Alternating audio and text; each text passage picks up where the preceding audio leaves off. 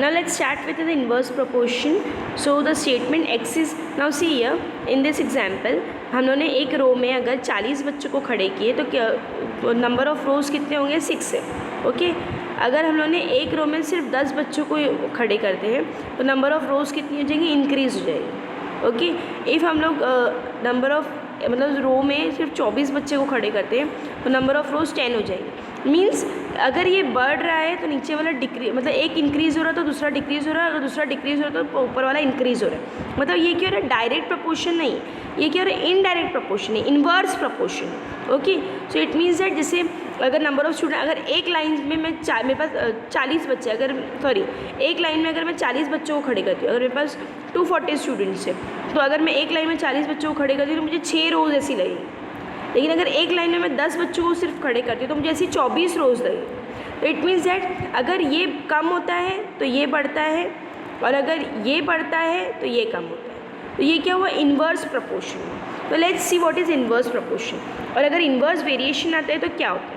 The statement x is inversely proportional to y. अगर कोई चीज़ अगर इन्वर्सली प्रोपोर्शन होती है तो उसे हम कैसे एक्सप्रेस करते हैं, दैट एक्स इज़ इन्वर्सली, मतलब ये जो भी वाई रहेगा वो 1 किस में आएगा. पहले हम लोग कैसे लेते हैं, डायरेक्ट वाई लिखते थे. अभी इसमें क्या होगा, वाई का चला जाएगा डिनोमिनेटर में चला जाएगा. तो this is the symbol of inverse proportion. So x is inversely proportional to 1/y. Okay. So अगर सेम अगर हम लोग को इन्वर्स की साइन हटानी इक्वल्स टू, तो हम लोग को k लगाना है, k multiply by 1/y which is k by y. So x is equals to k by y, और we can say x into y is equals to k. So this is the equation of the variation. K is a constant of variation. So let's start with practice set 7.2. The information about number of workers and the number of days to complete a work is given in the following table. Complete the table. The number of workers 30 है तो काम कितने 6 दिन में complete होगा. अगर number of works कम हो रहे हैं, वर्कर्स कम हो रहे हैं, काम लेबरर्स कम हो रहे हैं हमारे, तो दिन क्या हो जाएगा, बढ़ जाएगा ऑब्वियसली ना. अगर सपोज मुझे एक वॉल पेंट करवानी है, अगर मैंने वहाँ पर 5 आदमी लगा दी तो मेरी दीवार 2 दिन में कंप्लीट हो रही. वही अगर मैंने नंबर ऑफ़ वर्कर कम कर दी, ठीक है, 2 कर दी, तो क्या होगा, क्या वो 1 दिन में कंप्लीट होगी, नहीं होगी. वो 2 दिन में कंप्लीट नहीं होगी, वो ज़्यादा टाइम लेगी. तो जैसे जैसे हम लोग इंक्रीज़ करेंगे वो चीज़ अपोजिट वाली डिक्रीज़ होगी. तो ये क्या होता है, इन्वर्स होता है. तो solution that n represent the number of workers, हम लोग इसको n बोलेंगे और इसको क्या बोलेंगे, d the number of days. n for number of workers, d for days. Okay. required to complete a work. Since the number of workers and number of days to complete a work are in inverse proportion, so n is inversely proportional to d, 1/d. अगर constant of proportionality k into 1/d, where k is the constant of variation, so n into d which is equals to k. यहाँ से आया k into 1 is k, d divide हो रहा था equals to k से आया, multiply हो गया n into d which is equals to k. Now first अगर 30 है और 6 है तो let's see where n equals to 30, d equals to 6. Substituting n equals 30 and d equals to 6, हम लोग वो इक्वेशन में सब्सटीट्यूट करेंगे. इक्वेशन नंबर 1 में तो हम लोग किसकी वैल्यू मिल जाएंगी, k की वैल्यू मिल जाएगी. और एक बार k की वैल्यू मिल गई तो रेस्ट हम लोग आराम से फाइंड कर सकते हैं. एक k की वैल्यू इसमें से निकालो या इसमें से निकालो, ईजिली अगर एक में से मिल जाती है तो हम लोग इसमें सब इसके ये जो 3 चीज़ फाइंड करी हम लोग को उसमें ईजिली हो जाते हैं.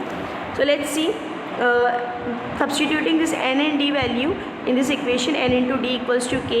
So we have 30 into 6 which is equals to k. 36 is 180, so we have k equals to 180. Now substituting k equals to 180 in equation number 1, so what we are going to get, n into d is equals to k, n into d equals to 180. This is the equation of the variation. जहाँ पर हम लोग k मिल जाता है वो equation हो जाती है वेरिएशन की.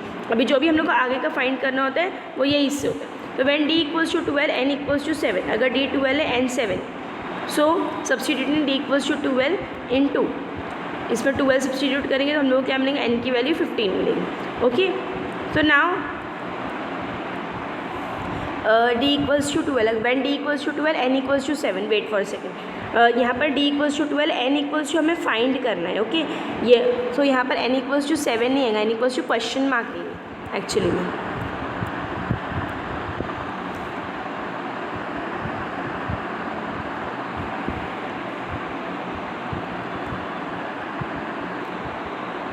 ये जो यहाँ पर है ना क्वेश्चन मार्क है, n इक्वल्स टू का है ना क्वेश्चन मार्क है, n equals to question mark.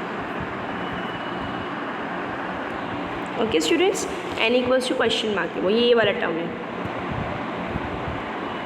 ये वाला. When d equals to 12, n equals to question mark. Okay.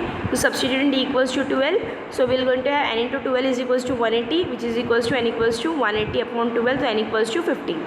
So now when d equals to 10, so what is n? तो when d equals to 10 sorry when n equals to 10 तो d equals to what n, number of workers 10 है तो days कितने रहेंगे. तो substituting n equals to 10 in equation 2 we have n into d equals to 180. So n is 10 into d equals to 180. So we have d equals to 180 upon 10. 0 0 cancel. So we have 18. So d equals to 18. Now fourth question, when d equals to 36 n equals to what. Number of days कितने 36 है तो number of workers कितने होंगे. Therefore substituting d equals to 36 in equation number 2 we get n into d equals to 180. तो n into D कितने 36 equals to 180. 180 upon 36. तो 12 3 36 sorry 6 6 36 6 3 18 30 upon 6 होगा. फिर 6 1 6 5 तो n इक्वल्स टू 5 आएगा. सो यहाँ पर हम लोग वापस वो टेबल को फिल करेंगे. Now question number 2, find the constant of variation and equation of the variation for every example given. यहाँ पर एग्जाम्पल्स दिए गए, हम लोग को k फाइंड करना है. फिर k फाइंड करने के बाद ये इक्वेशन में वापस से सब्सटीट्यूट करके इक्वेशन ऑफ वेरिएशन फाइंड करना है. तो the very first question is p is directly proportional to 1 by k. क्यों?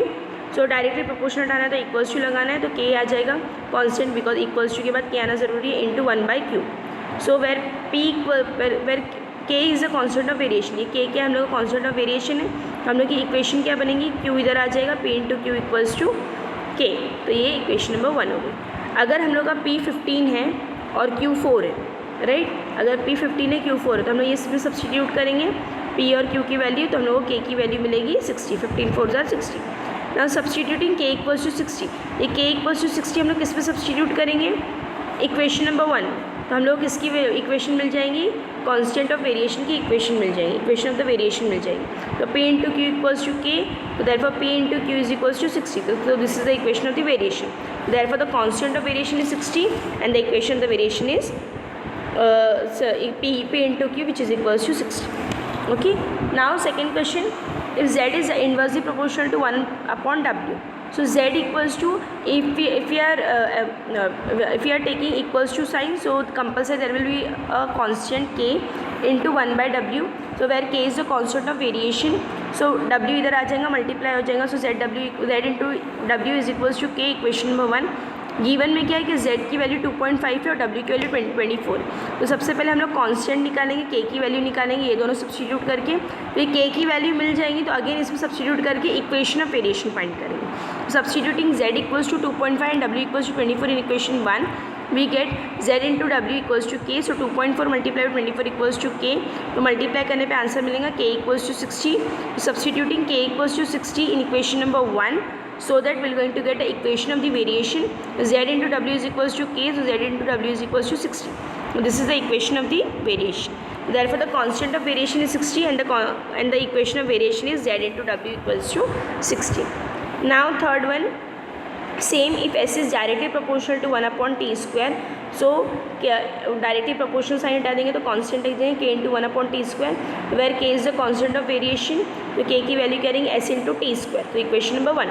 अभी हम लोग एस टी कितना दिया है 4 5. तो इससे हम लोग इसकी वैल्यू निकाल देंगे k की. तो s into t square is equals to k. 4 into 5 square equals to k. तो k इक्वल्स टू 4 इंटू 5 का स्क्वायर इज 25. तो k इक्वल्स टू 4 into 25 is 100. So substituting k equals to 100 in equation number 1, so that we are going to get the equation of the variation. S into t square which is equals to k. We added s into t square is equals to k का value 100. So this is the equation of the variation. Therefore the constant of variation is 100 and the equation of the variation is st square which is equals to 100. Same fourth वाला, x is directly proportional to 1 upon root y. Proportionality की sign हटेंगी, k लगेगा, k की value आएंगी x into root y equals to k. Equation number 1. x और y की वैल्यू हम लोग सब्सटीट्यूट करेंगे ये इक्वेशन में. तो we will have 15 into under root 9 equals to k. तो रूट 9 है तो रूट 9 अगर बाहर आएगा तो 3 हो जाएगा. So 15 into 3 which will equal to k equals to 45. So we have k का value as 45. Now we are going to substitute in equation 1, so that we are going to get equation of variation, that is x into root y which is equals to k. So x into root y equals to 45. So this is the equation of the variation. Therefore the constant of variation is k equals to 45 and the equation of the variation is x root y which is equals to 45. Now question number 3. The boxes are to be filled with apples in a heap. Okay. If 24 apples are put in a box, अगर 24 Apple एक box में put करते हैं तो 27 box लगेंगे हमें. लेकिन अगर हम लोग एप्पल्स की क्वांटिटी बढ़ा देते हैं तो बॉक्स कितने लगेंगे, ऑब्वियसली कम लगेंगे. अगर एप्पल 24 एप्पल है उसके लिए 27 बॉक्स लग रहे हैं अगर हम लोग number of quantities of Apple हम लोग एक बॉक्स में बढ़ा देते तो हम लोग नंबर ऑफ बॉक्स कम लगे। तो इट मीन्स ये क्या है, inverse variation. Let x represent the number of apples in each box and y represent the total number of boxes are required. तो the number of apples in each box are varying inversely with the total number of boxes. Inverse हो रहा है ना, हम लोग statement में लिखेंगे inversely proportion. तो x is inversely proportional to 1/y, और इन्वर्स की साइन हटेंगे तो x equals to k into 1/y। तो k क्या है, कॉन्स्टेंट ऑफ प्रोपोर्शनलिटी, तो वो लिखेंगे, कॉन्स्टेंट ऑफ वेरिएशन तो वो लिखेंगे। तो k will remain as it is, y उधर चला जाएगा, x into y equals to k, equation number 1। अभी x और y की पहली वैल्यू हम लोग को पता है 24 एप्पल है और 27 बॉक्सेस है। तो if 24 apples are put in a box and 27 boxes are needed, तो x is equals to 24, y equals to 27। तो सब्सटीट्यूट करेंगे हमारी इक्वेशन नंबर 1 में, so will going to get the value of constant. तो x is 24, y is 27, so k equals to 24 into 27, 648. Now substituting k equals to 648 in equation number 1, so we'll get a equation of the variation. So x into y equals to k, so x into y equals to 648. अभी मिल गया ये। अभी हम लोग को x क्या बोल रहा है, x 36 है, तो y फाइंड करो। तो this is the equation of the variation. Now we have to find the number of boxes needed when 36 apples are filled in each box, that is when x equals to 36, so what is y? So therefore substituting x equals to 36 in equation number 2, so x is equals to 36 into y equals to 648. 36 is getting multiplied with y, equation के ये सड़ेगा तो divide हो जाएगा, और cancellation पे y equals to 18 मिलेगा। It means that अगर 36 apples रखते हैं हम लोग बॉक्स में फिल करते हैं, हम लोग को टोटल 18 बॉक्स रिक्वायर्ड है। Okay, now question number 4, write the following statements using symbol of variation. The wavelength of a sound L and its frequency are in inverse proportion. Wavelength of a sound जो है वो L है और frequency उसकी f दी है, तो इनको inverse proportion में कैसे लिखेंगे, L is inversely proportional to 1/f, क्योंकि इन्वर्स की साइन में क्या हो जाता है 1/f, जो भी सेकंड वाला रहता है वो डिनोमिनेटर में आ जाता है, ऊपर 1 होता है न्यूमरेटर में। Second, the intensity I of light varies inversely with the square of the distance d of a screen from the lamp. The intensity I of light varies inversely, तो I is inversely proportion with the square of the distance, so d square, तो 1/d²। I is directly proportional to 1/d². So that's it for today. Question number 5 and question number 6 are is in reduced proportion. So complete your notes properly. Thank you for watching the video, and students kindly complete your notes properly and watch video on full screen mode, and you have to complete your notes through video itself only. I'm not going to provide any kind of PDFs. Okay, thank you.